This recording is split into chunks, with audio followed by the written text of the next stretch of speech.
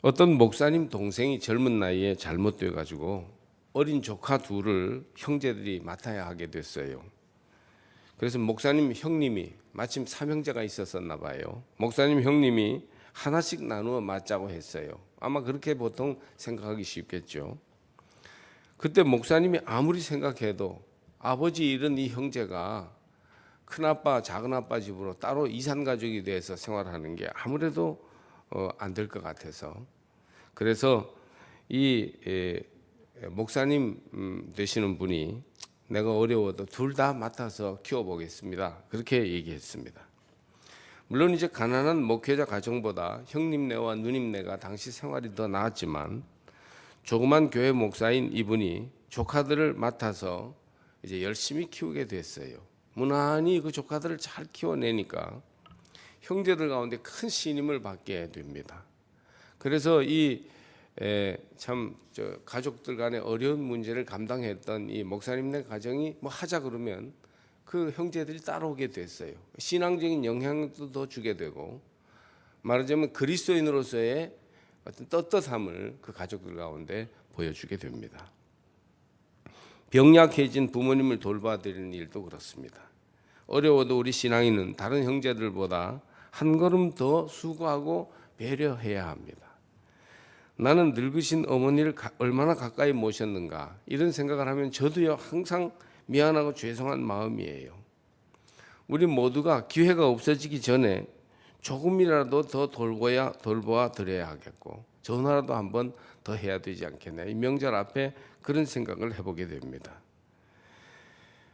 그러므로 이제 가족들의 신앙을 어떻게 돌볼 것인가 하는 문제를 가지고 오늘 이 명절 앞에 함께 생각을 나누어 보기를 원합니다.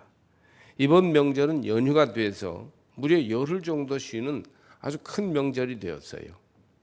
그러니까 외국 여행들을 궁리하느라고 젊은 사람들이 말이죠, 이 계절에 엄청나게 계획을 많이 세우고 분주하게 돌아다닙니다. 명절이 무엇일까요?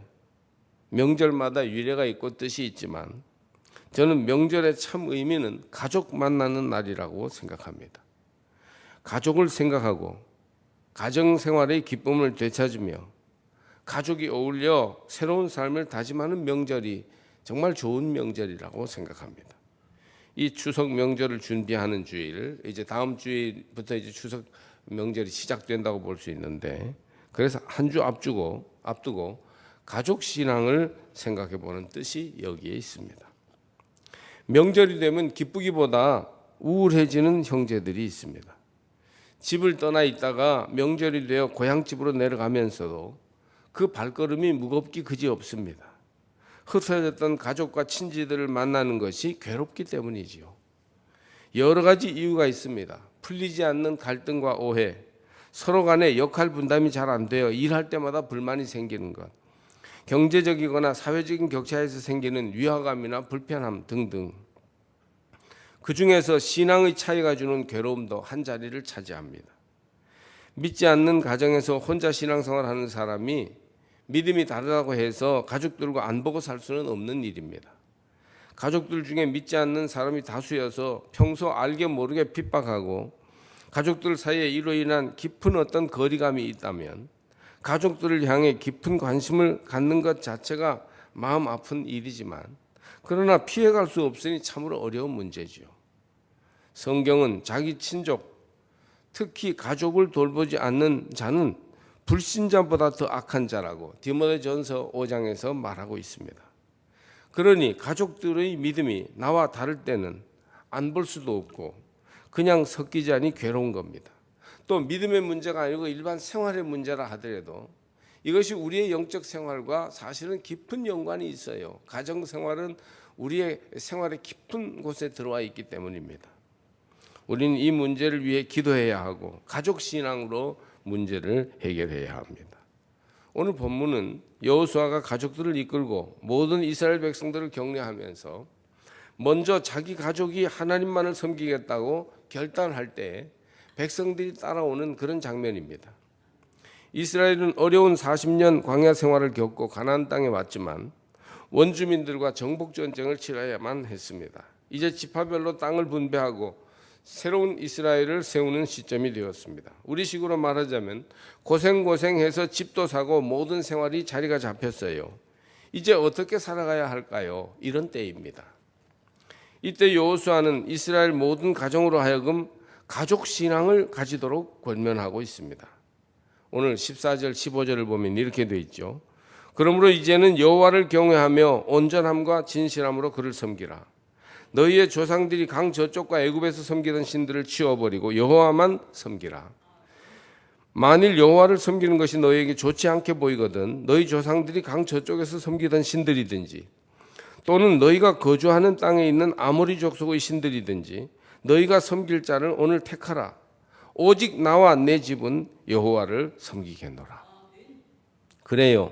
성도들은 가족들을 돌봐야 하고 무엇보다 가족의 신앙을 바로 세워야 합니다. 믿지 않는 가족이라면 어떻게든 이 믿음의 바른 도리에 들어오도록 인도하여 행복한 신앙생활을 같이 하도록 하십시오. 다른 종교의 가족이라면 논쟁하거나 신앙 분쟁하지 말고 서로 인정해 주면서 믿음의 바른 도리를 삶으로 보여줌으로써 감화를 받도록 할 일이에요. 같은 기독교인인데도 다른 길을 가고 있다고 생각될 만큼 믿는 방식이나 이해 수준이 다른 경우라면 자기 주장을 교만하게 내세우기보다는 서로 존경하고 배울 점들을 찾되 조심스럽게 대화하면서 한 믿음, 한 성령을 받은 믿음의 형제 자매로서 장점을 살려가도록 힘써야 합니다. 여러분, 이럴 때 가족을 전도 대상자로 섣불리 여겨서는 안 됩니다. 이것이 전도가 안 되는 근본적인 이유예요. 이 참 전도 대상이 가족이 되어야 하는 게 맞아요. 그러나 전도 대상자로 삼을 때 그 가족이 전도하기 어려워집니다. 믿지 않는 가정 가운데 믿음을 가지고 가족 복음화의 사명을 느끼는 사람들이 가져야 할 우선되는 태도는 가족에 대한 깊은 이해심과 사랑입니다. 가족처럼 밀접한 삶의 관계를 가지고 있는 사람들은 우리가 전하는 복음보다 우리 삶을 먼저 보고 있습니다. 우리의 말이 아무리 옳은 듯 해도 우리 삶이 그들에게 감화와 신뢰를 주지 않으면 들으려고도 하지 않습니다. 복음을 전할 가족들에게 대한 진실한 사랑이 없다면 섣불리 복음을 입에 담지 마십시오. 그들은 하나님께로 영원히 돌아오지 않을지도 모릅니다. 그러므로 우리는 사랑을 먼저 행하고 또 깊은 이해심을 가지고 형제로서 대하는 가운데 적당한 때를 보아 복음을 전할 수도 있을 것입니다. 먼저 육신의 필요를 채워주십시오. 받으려고만 하지 말고 주려고 하시기를 바랍니다. 부모, 형제들 그리고 자녀가 건강하고 어려움 없이 인생을 살아갈 수 있도록 힘이 되는 대로 그들을 도와주는 것이 가족 구성원으로서 마땅히 할 일이고 예수 그리스도 안에서 은혜를 경험한 우리들이 먼저 할 일입니다. 신자들이 자칫하면 영혼만 중요하고 육체는 별것 아닌 것처럼 생각하는 것은 착각입니다. 진정으로 영혼을 긍휼히 여기는 사람은 그들의 육체를 돌볼 줄 압니다. 예수님은 방황하는 사람들의 영혼을 살리시는 데 관심하셨지만 그들의 육체를 위해 먹을 것을 주시고 병을 고쳐주셨습니다. 가족들의 먹을 것, 필요한 옷이나 선물에 관심을 가지셔야 합니다. 가족의 신앙을 위해서는 돈이 듭니다. 그들이 우리의 구체적인 관심의 표현을 통해 하나님의 사랑을 깨닫는다면 가족들이 나를 통해 하나님의 사랑을 알 수 있다면 얼마나 복된 일입니까? 동서간에 와서 수고하지도 않고 해놓은 음식 먹기만 하거든 그것 때문에 스트레스 받지 말고 바빠서 그렇겠지 하고 맛있게 먹는 것에 감사하시기 바랍니다. 어떤 사람은요 일도 안 하고 와서 음식 타박만 하는 사람도 있는데 맛있게 먹어주면 또 그것도 고마운 일이지요. 명절 봉사 기간이다 생각하고 변함없이 여러 해 평생 봉사하면 형제간의 우애를 선물로 받을 것이요. 그들도 언젠가는 그 사랑에 넘치도록 응답할 때가 올 것입니다. 내 힘에 조금 지나치다 싶어도 그들의 육체의 필요를 채워주기 위해 베푼다면 그들이 갚거나 아니면 하나님이 갚아주실 것입니다. 이때 전도를 위한 도구로 하기보다는 그리스도의 다함없는 사랑으로 순수하게 그들의 필요에 응답하셔야 합니다. 먹을 것, 입을 것, 가지고 놀 것, 기뻐할 만한 어떤 일들에 관심을 가지셔야 합니다. 또 화목을 이루도록 노력해야 합니다. 모든 사람은 작은 대화와 관심의 표현에 마음이 움직입니다. 아이들은 잘 크는지, 가정에 어떤 어려움이 있는지, 건강상의 어려운 문제 때문에 힘들어하는지, 대소사는 잘 치렀는지 등등의 일들이 있어요. 조금만 신경을 쓰고 관심을 가진다면 화목을 위한 좋은 계기가 마련됩니다. 우선 고통하고 힘들어하는 불화한 관계가 어디 있는지 살펴보세요. 또 무관심하고 멀어진 관계는 없는지 돌아보십시오. 마치 겨울에 장작을 꼭 뭉쳐두면 불 속에서도 잘 살아나지 않지만 뒤적거려서 공기가 들어가게 되면 불이 잘 타오르는 것과 같은 이치입니다. 두루 살피는 것입니다. 그리스도인은 화평케 하는 자가 되어야 해요. 화평하게 하는 자는 복이 있나니 그들이 하나님의 아들이라 일컬음을 받을 것이며, 주님이 그러하였듯이 우리도 부모와 자식 간에 형제 간에 불화한 것을 화목하게 하도록 중재해야 합니다. 물론 하나님의 은혜를 소유한 우리들도 이런 역할을 하기가 쉽지 않습니다. 그리스도인이라 해도 가족들로부터 받은 상처가 아프지 않은 것은 아니기 때문입니다.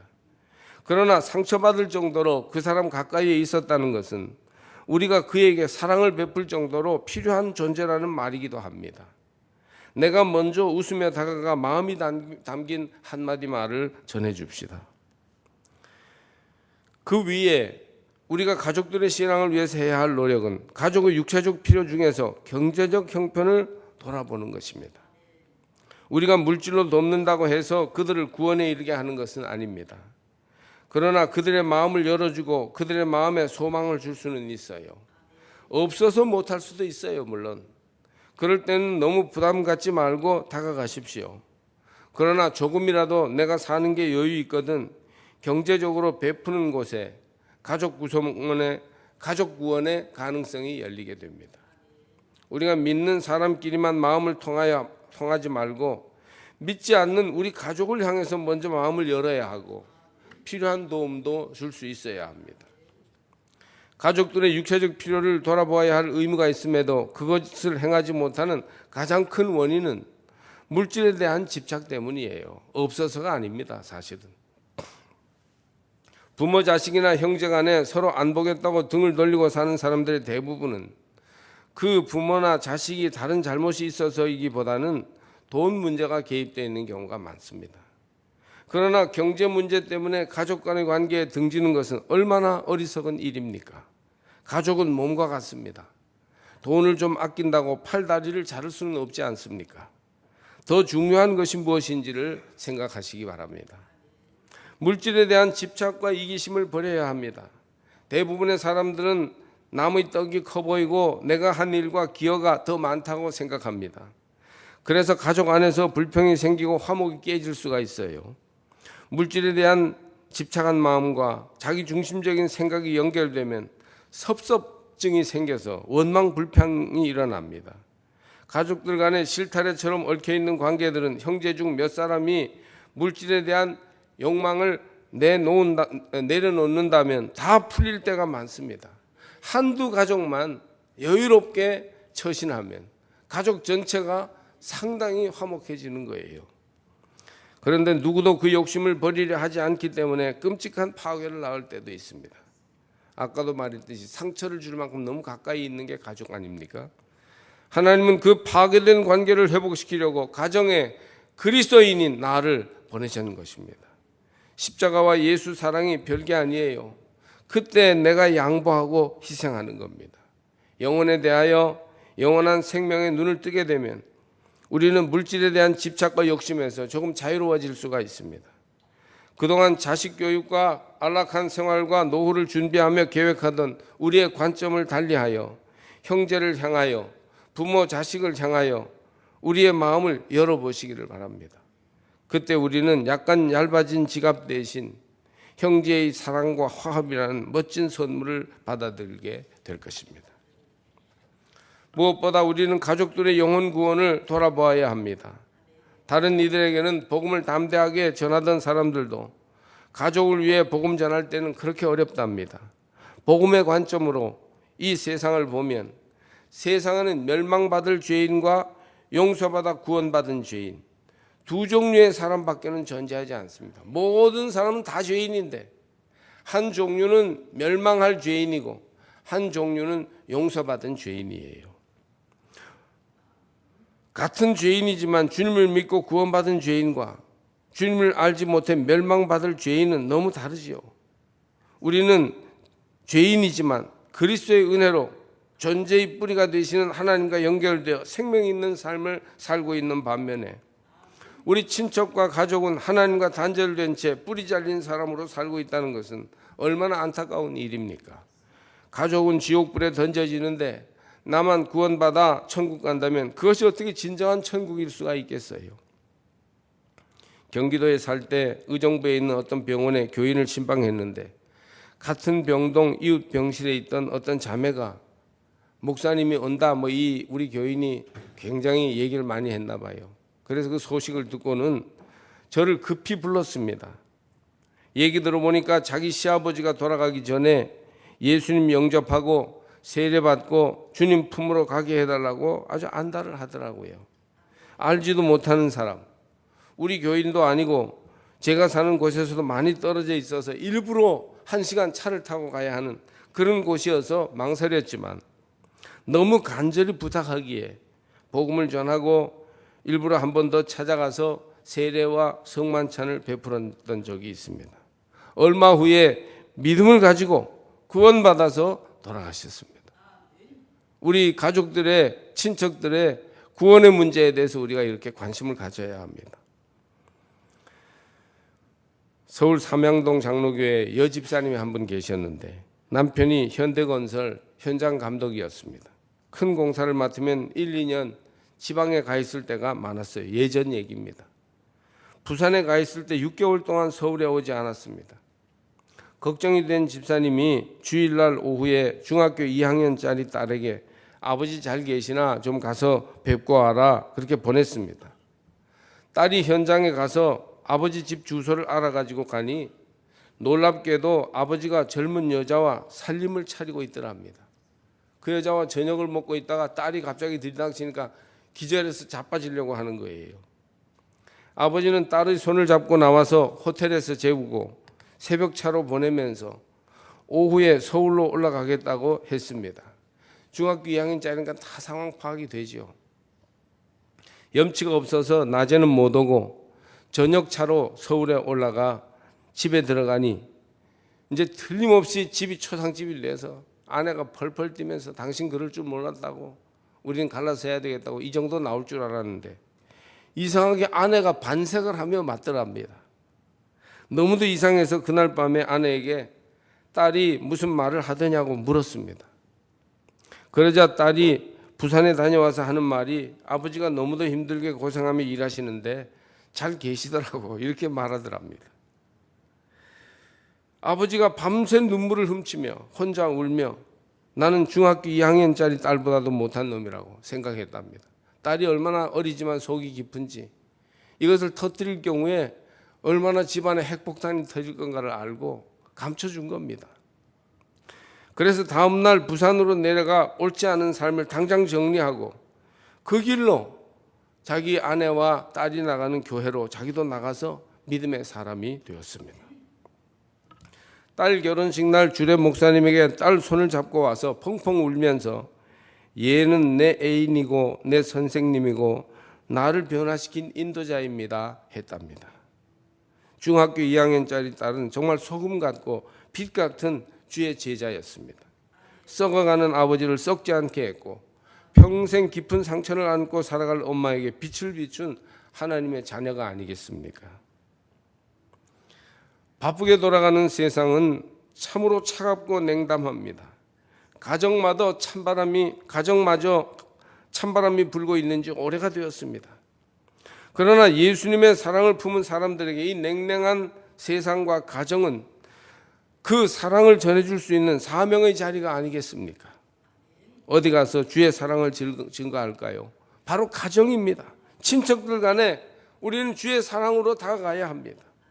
너무나 내 사랑에 굶주려 있고 사랑받고 싶어하는 친밀한 가족과 친척들에게 우리는 마음 깊은 곳에서 흘러나오는 신앙 인격으로 진실한 사랑을 나누어 주어야 합니다. 말로 사랑합시다. 속 깊은 배려로 사랑을 표현합시다. 물질과 선물로 할 수 있다면 사랑을 나타냅시다. 그리하여 우리가 믿음 안에 있는 거룩한 사람임을 예수 사랑으로 보여주시기 바랍니다. 친척 간에도 그렇게 하십시오. 처음에는 무시당하고 오해받고 오히려 상처받을 수도 있지만 변함없는 사랑으로 한 10년쯤 계속 다가간다면 저 천국에 이르기 전에 우리가 이 땅 위에서 가족들 사이에서 천국을 경험하게 될 것입니다. 이번 명절이 여러분의 가족과 친척들 간에서 이런 복된 발전을 이루는 명절이 될 수 있도록 잘 준비하시기를 주의 이름으로 축복합니다.